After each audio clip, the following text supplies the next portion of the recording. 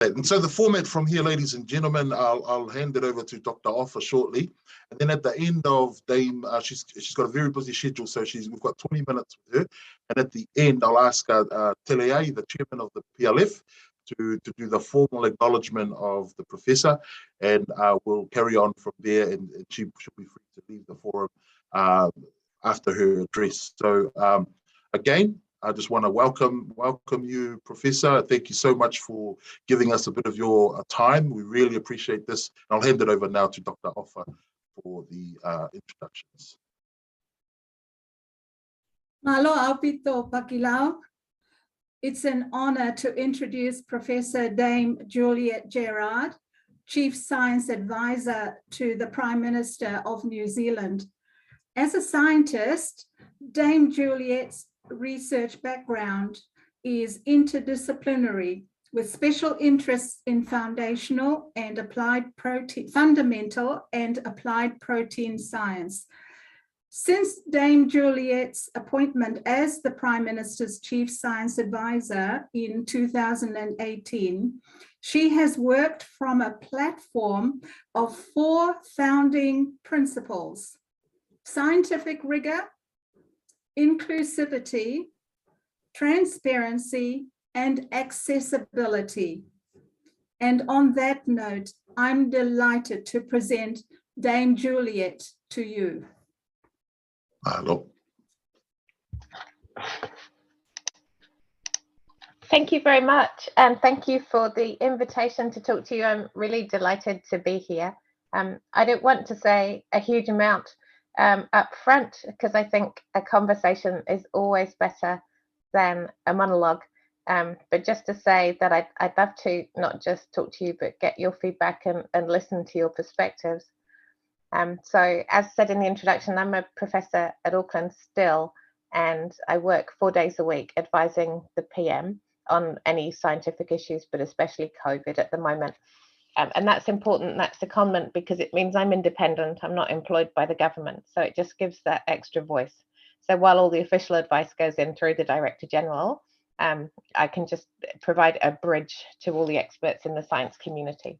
So I don't set myself up as the expert, but instead a bridge to the relevant experts that are out there all over the world, and in New Zealand especially. And one thing I think we don't do particularly well in the evidence synthesis process is to connect to communities, to Māori and Pacific communities. And I've worked hard to try and be more inclusive in the 3.5 years I've had in the role, but there's always more work that we can do. And I think more connections to the Pacific community would be fantastic. So if people would like to contact me later on that, that would be great. I'd really love to learn more about how we could use your wisdom as part of our science advice. First up, I was just hearing those numbers on the latest vaccination stats for the Pacific communities, and they're just magnificent. So huge congratulations for all the work that the Pacific communities have done. It's just been fantastic. I've been watching the numbers go up, and they've just roared ahead, and can really assure you that we spend a lot of time looking around the world at what is keeping people safe, and the sorts of vaccination rates that your communities have got to is what you need. So I think we move to the traffic light system very soon. You're going to be in really good shape with those numbers, and would really encourage everyone to get their booster shot as soon as they can. I've just booked in for mine. You can't do it till 6 months after your last one, but it's a really easy system. And all the evidence overseas is suggesting that that 3rd dose really makes a massive difference. So if you look at a country like Israel, it's doing better than nearly anywhere else. And it's early days, but it looks like that might be because they did their boosters early. So really encourage people to do that. I guess top of everyone's mind today is this new variant, Omicron. It's certainly top of mind. It's been pretty much all I've thought about for the last 3 days. So I can give you a few bits and pieces on that, and then maybe open up for questions. So we always expected new mutations to appear. If anything, COVID-19 has found them more slowly than we imagined. So right at the very beginning of the pandemic, we were waiting for new mutations, and it took us a long time until we got some ones that really challenged us. So Delta was the first one that we all know about. This is the latest one. At the moment, we don't know much, and everybody's acting very cautiously, and that's a great thing. So I think Delta caught us unawares, though it shouldn't have done. This time the world's really focused on it very quickly. We don't know how good it is at transmitting, but we do know that it's having a good crack against Delta in a few places, which suggests very strongly that it is going to be very transmissible. We have no data whatsoever on whether it is vaccine resistant. And if it is, it's likely it just means we need that booster rather than it doesn't work at all. But lots of research going on right now to find out the answer to that question. And the biggest thing we don't know is whether it's worse in terms of symptoms or better. But the early data is suggesting that the patients they're finding have got mild symptoms. Now, that could be because it's a repeat dose of someone that's had Delta and they've got some immunity, or it could be that it's just a milder disease. Sometimes viruses do that. So all the knee-jerk reactions around the world are reassuring because people are taking it seriously, but it will be 2-3 weeks, maybe a couple of months before we really know the picture. And I'm really, really glad we've still got our border in place with MIQ and that we sequence every single case that comes in through the border. So we very quickly just went to our catalogue of sequences and made sure we didn't have it. So far, so good, but we have to just stay on our guard. What else was I going to say? I think that's probably enough, and I'll just open up for questions unless there's anything else people would like me to address.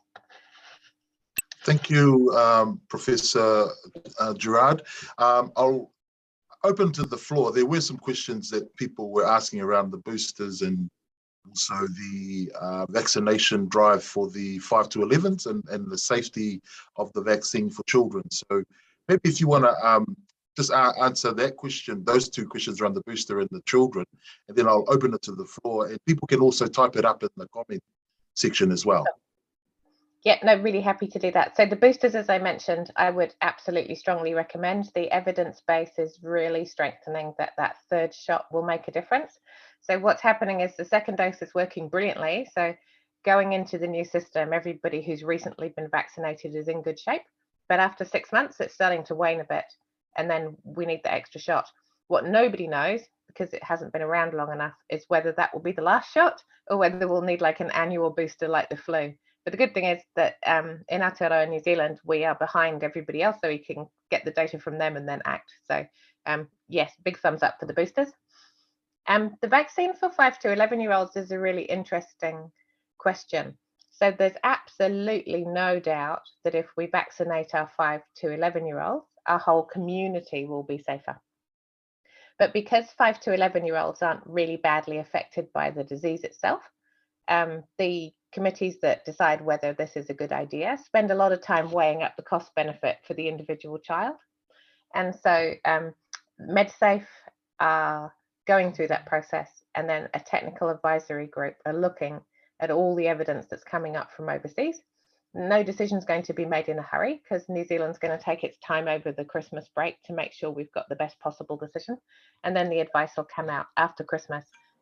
In an ideal world, we could vaccinate all the kids we're going to vaccinate before school starts, which will put us in a really good position for next year. So that process is going through. It's a careful process. It's the same vaccine. There's no reason to suggest that the side effects are any worse. Nobody's seen that. And by the time we've seen what happens in places like America, we'll have really good statistics on the side effects, but no suggestion that it'll be a problem. So if I had a 5-year-old, I'd be hoping they could get vaccinated before they go back to school. But I'd be really reassured by the fact that the technical advisory group and MedSafe are really thinking about it hard before they jump to that conclusion. Yeah, there's some questions on the comment section there, Professor, if you wanted to just answer them. You've answered a couple of them already, I think, but the big one there, I guess, is the new variant that's out, Omicron. And the question is this a variation of the initial virus or variation to Delta? That's a really good question. It's a variation to the one before Delta, but it's independently picked up some of the same mutations. So if you look at all its mutations, it's a lot of mutations we've seen before, but we've never seen them all together. And so when scientists looked at that, they went a bit pale and raised an alarm because they're all the mutations we worry about. We don't know if it's going to be vaccine resistant, but usually if there is some vaccine resistance in a mutating virus, It's just, it means it's maybe, I don't know, at the moment it's maybe 90% effective and it might go down to 75 or something. So it's not like an on-off switch. It might just be moderated a bit. And we don't know. Yeah. We would guess it was less lethal, but we have no data at all. So yeah, it's just too early to say. Yeah. The other set of questions was around the new traffic light system, and how can Pacific communities be engaged more effectively to navigate through that because of our communities?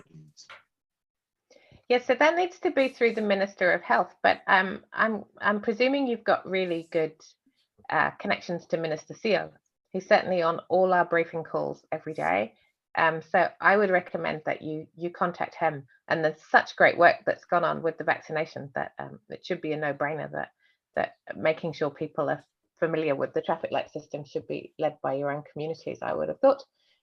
There's announcements today at 4 o'clock about which parts of the country are going into which traffic light. The mood is that we should be really cautious because it's a new system and it's not tested, and we're going into Christmas and the Auckland border's opening. So I really hope it comes out cautiously. And then I would definitely contact Minister Seo and make sure that he's aware of willingness to support understanding of that framework, because I know there has been a bit of concern that people are confused about it, but I think once we get into it, it should be easy to understand. Yeah. And how far away is MedSafe from approving other vaccines like Moderna, Novavax, to appease those who prefer the more traditional vaccines, not the mRNA ones? Yes, so it's interesting. So it's the most traditional one is AstraZeneca, and it's already approved that, and you can book those today. Okay. Novavax is probably the least traditional. That's new technology, and so that will probably be the last. But it depends when the manufacturers apply for MedSafe approval. So it's not just, we can't just put it through MedSafe. It's a conversation with the manufacturers. But the important part is if you don't want a messenger RNA vaccine, you would now be able to just make an appointment for the AstraZeneca vaccine. Awesome. Personally, even though I'm English and it was an Oxford vaccine, I would recommend the mRNA one just because the data on it suggests it's slightly better. Yeah. There you go, folks. You've heard it from here. The Pfizer one is a good one. We've got a question here. Do we currently have enough vaccine supply for rolling out a booster shot across all of the country? We do, yeah. So when we did those deals, when we got the Delta outbreak, we ended up with a huge amount of supply. And because of when people become due for the vaccine, it's only a small number of people that are due now because they're the border workers that got done first. So yeah, there's no supply problem at all. So just as soon as 6 months comes up, go for your life. Yep. And what's your advice to our community to be better prepared? Yeah, I think just having a think about what you do in your own personal situations. If you had a case in your whānau or in your apartment block or just anyone you knew. So I think everybody, just like we have an earthquake kit, just needs to think about what would be needed if you were someone or were with someone who needed to isolate. So making sure you can get food without leaving the house, making sure someone can put your rubbish out, making sure you've got painkillers, something to lower fever. The Ministry of Health put out some, what you need to prepare. And Susie Wiles did a really nice article in the spin-off about it. So just so you've got a kit and that you understand that for most people, especially if they're vaccinated, which most of the Pacific communities are, it's going to be a really mild disease, and just knowing when to be worried. So just understanding what would happen if someone that you were caring for did need more medical attention that could be provided at home. So what are the danger sides? So there would be breathlessness and fever, and if the oximeter was reading a bit low. So there'll be some trigger things so you know when to worry. And I think that I had a chat to Matere Harwood, who's looking after COVID patients in the Papakura community. And she said that it's way less scary when you get into it. It's just understanding, just like with meningitis or something like that. Many people will be fine, but it's just understanding what the danger signs are and when to call for more medical help. Yeah, And what are the advantages or main disadvantages between the mRNA vaccine and other vaccines? So they're more alike than different. So they're just different ways of training up your immune system to fight off the virus.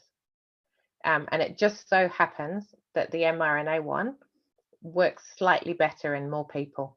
And we don't know why that is, but we know that it's true because billions of people have had all the vaccines and we've looked at the data and done the comparison. So you couldn't guess looking at the tin which one would be better. We've just got the data to show that one is slightly better than the other. They both do the same thing. They both get your immune system ready to recognize that spike protein. And then if it sees a real spike protein from a virus, it knows what to do. So basically trains your immune system. So it's not starting from scratch when you see the real virus. Yeah, it's likely it's just a matter of time before the variant will reach New Zealand. So is it likely that through your advice to government that we'll be in further prolonged lockdowns? We really hope not. But one of the things that a group of experts that the PM asked me to put together was really keen on in the traffic light system was that lockdowns were still there if we needed them. So until we know more about the variant, we won't know what we need. But let's suppose it's the worst case scenario and it's really transmissible and the symptoms are bad, then we've got that toolbox of lockdowns there if we need them. And if we got to the stage where the health system was threatened, that's what would happen. But we really hope that the new variant might be more catching, but not have such severe symptoms, and then we wouldn't need to. So it's a watch and see, that one. But yes, it is just a matter of time, probably. Yeah. And Professor Gerrard, there's a question here. Will the government be mandating the booster shot? That is a very good question, and I can't give you the answer to that. So that really depends on how long the vaccine mandates are in place. And they won't be in place forever.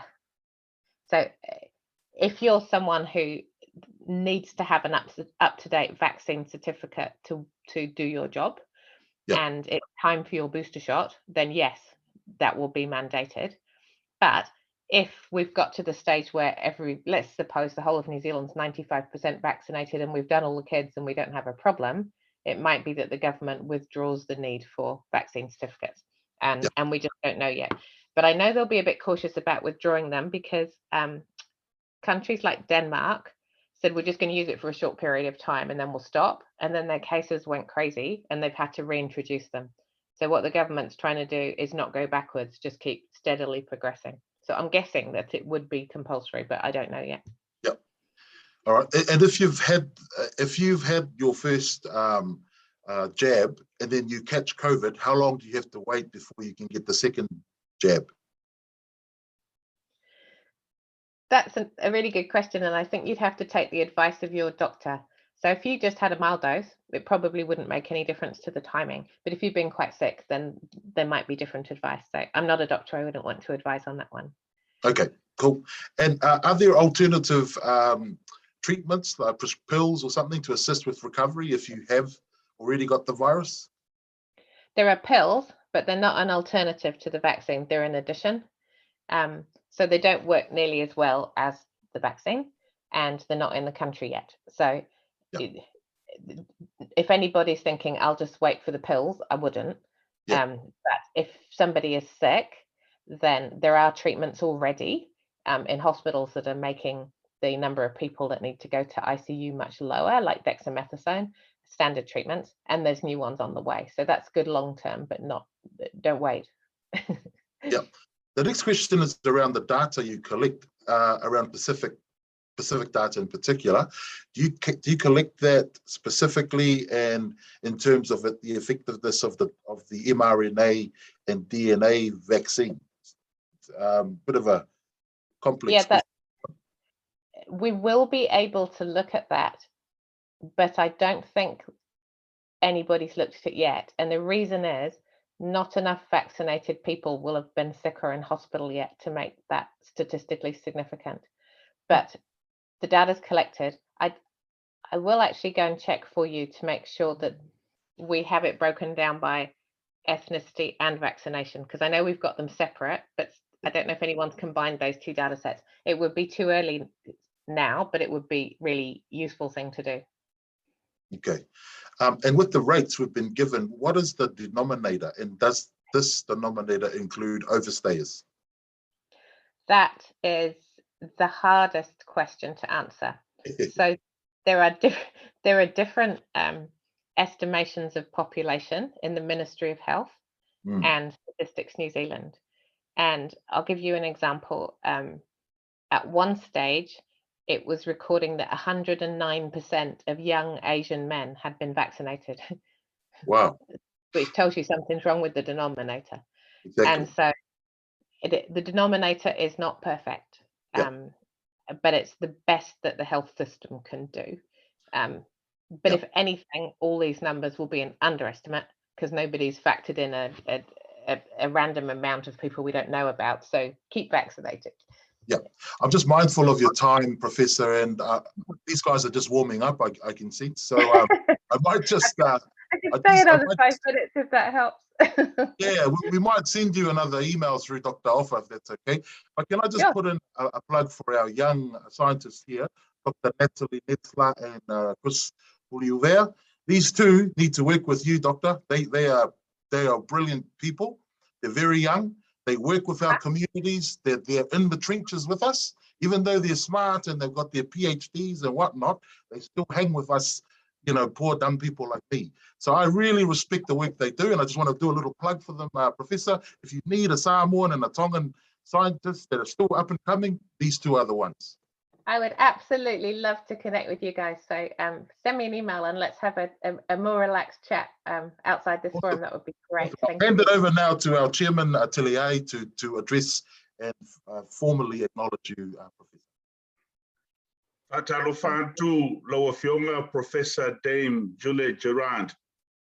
We are excited in having you today to Talanoa with our leaders of the Pacific in New Zealand. It has been very enlightening. As you know, Professor, the language of scientists and the language of our grassroots communities are far apart. And to be able to hear it firsthand from yourself, these elected leaders and senior leaders of our community will now be able to be equipped in translating some of these messages that has been worrying to our communities in the last 15 months since COVID arrived in our shores. So on behalf of the islands of the community, the islands of the Pacific who are represented through the Pacific Leadership Forum, we have our leaders from Samoa, leaders from Tonga, Cook Island, Fiji, Niue, Tokelau, Tuvalu, Kiribati, Rotuma, and the little islands in their population proportion who are part of this. This is the forum where our leaders are blessed today to hear it firsthand from your good self. And I echo the sentiments by the chair of the Pacific Response Coordination Team, Pakilau, that it would be great if we have another opportunity, a regular, whether it's every 2 months or every 3 months, because we believe that the pandemic will be around for quite some time. COVID will be around sometimes. We were handicapped in the start of March last year when this forum approached the government that there are concerns that if this vulnerable community is hit, things will be of much impact. And we've seen that through the current lockdown and last year. So I guess one of the great things of this meeting, and I acknowledge Dr. Offa Dews for connecting us, is that we can hear it firsthand. And we welcome another opportunity, Professor Dame Gerrard, that you can also highlight, because first we were talking about the testing last year, then later we were talking about the vaccination, 1 and 2, now we're talking about the booster. So there's ongoing new information, and to be enlightened will empower our communities here to reach out and mobilize our people. So thank you again. Thank you very much for your time, and look forward to, again, having this Talanoa. Thank you so much for your time too and for inviting me. And I'm really happy to reconnect. And Chris and Natalie, send me an email. Let's talk. There you go, Chris and Natalie. You owe me a coffee each.